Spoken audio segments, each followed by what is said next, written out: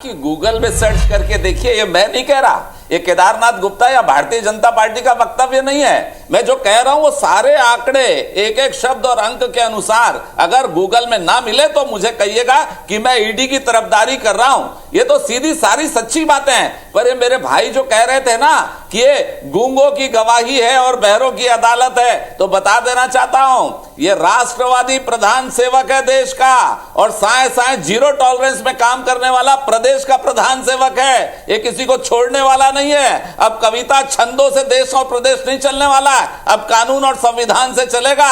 धाराएं भी बदली है और नाम भी बदला, अब न्याय प्रक्रिया संहिता है, ये दंड प्रक्रिया संहिता नहीं है। इतना ध्यान रखें। और दूसरी बात आपको बताना चाहता हूं, अगर आप ईडी का विरोध करते हैं इसका मतलब आप अपने नेता को बचाना चाहते हैं। मैं कहता हूं वो कांग्रेस की संपत्ति थी, और वो संपत्ति थी जो देश की धरती को आपने प्रेस के लिए काम के लिए दिया कि आप समाचार पत्र चला रहे हैं, कांग्रेसियों को दिया, वो रखे आप। पर अगर उसको कोई नेता, राष्ट्रीय नेता आपका निगलना चाहता है, हम बचाना चाहते हैं, तो भी आप उसका विरोध करते हो। अरे ये चापलूसी आखिर कब तक होगी? शब्द अच्छा नहीं है चापलूसी पर बोलने के लिए, मैं विवश हूं। आखिर करूं क्या? आपकी आंखें नहीं खुलती, और आप जो बार बार ये बात को कहते हैं कि 1.5 साल हो गए, 1.5 साल हो गए, कितने जवाब दीजिए शर्मा जी, जरा गिन के तो बताओ। आईएएस हो चाहे आईपीएस हो चाहे आपके आबकारी मंत्री, अरे भाई किसी को सजा हो गई क्या? और अरे किसी को सजा हो गई? इसके बाद आप एजेंसियों का गलत इस्तेमाल कर रहे हैं। एक में जमानत मिलती है, दूसरे में अंदर कर देते हो, दूसरे में जमानत मिलती है, तीसरे में अंदर कर देते हो। मनमानी कर रहे हो, भयभीत कर रहे हो, लोगों को डरा रहे हो, और ये वातावरण बनाने की कोशिश कर रहे हो कि कांग्रेस के लोगों ने भ्रष्ट। अरे आप अधिकारियों के खिलाफ कार्रवाई कर रहे हो।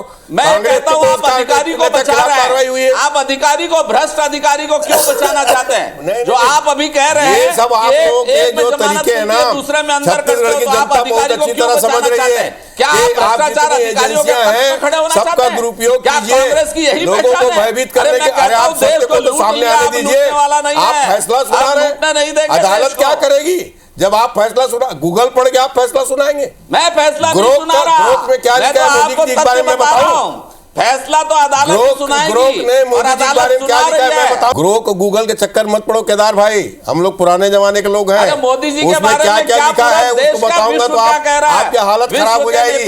अरे ये सब छोड़ दीजिए, मैं कह रहा हूँ अगर न्याय हो रहा है तो न्याय दिखना चाहिए, पूरे सफेद हो, न्याय दिखना चाहिए, अपराधियों के खिलाफ कार्रवाई होनी चाहिए।